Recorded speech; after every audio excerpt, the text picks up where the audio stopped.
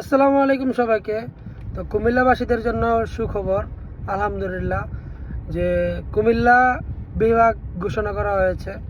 আগামীকাল 8 তারিখ থেকে এটার কার্যক্রম শুরু হবে ইনশাল্লাহ।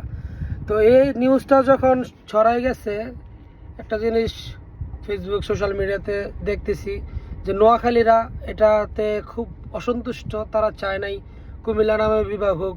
তারা দেখি অনেকে অনেকভাবে মন্তব্য করতেছে আমাদেরকে নিয়ে যে নামে বিভাগ হবে। আরে বেটা, সেই তো নামে বিভাগ হইলো, কুমিল্লা নামে বিভাগ হইলো। পুরা বাংলাদেশ জুড়ে 64টা জেলার মধ্যে কুমিল্লা জেলায় ছিল সবচেয়ে বেস্ট।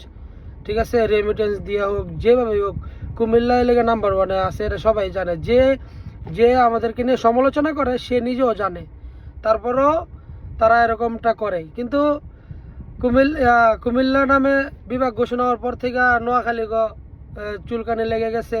হেরা মনে করেন অবস্থা আমাদের নামে উল্টাপাল্টা বলতেছে। আরে বেটা, তারা তো সেই এখন কুমিল্লা বিভাগই থাকবি, তাদেরকে এখন কি লাত্তি মেরা বের করে দেওয়া উচিত?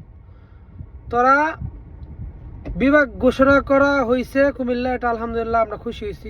তোরা যদি তাদের দাবি থাকে তারা বল, ঠিক আছে। তারা পারলে নোয়াখালী বিভাগ ঘোষণা করা সমস্যা নাই, কিন্তু আরেকজনের নিয়ে তো মন্তব্য করলে এটা তো আমরা ছেড়ে দিব না, ঠিক আছে। তো অন্যের দিকে অন্যকে নিয়ে সমালোচনা করতে খুব ভালোই লাগে, ঠিক আছে। অন্যের দিকে সমালোচনা করা উচিত না। এবং আমি মনে করি যারা নোয়াখালীরা আছে, নোয়াখালীকে একটা বাংলাদেশের ইউনাইটেড অফ নোয়াখালী একটা দেশ ঘোষিত করা হোক, ঠিক আছে।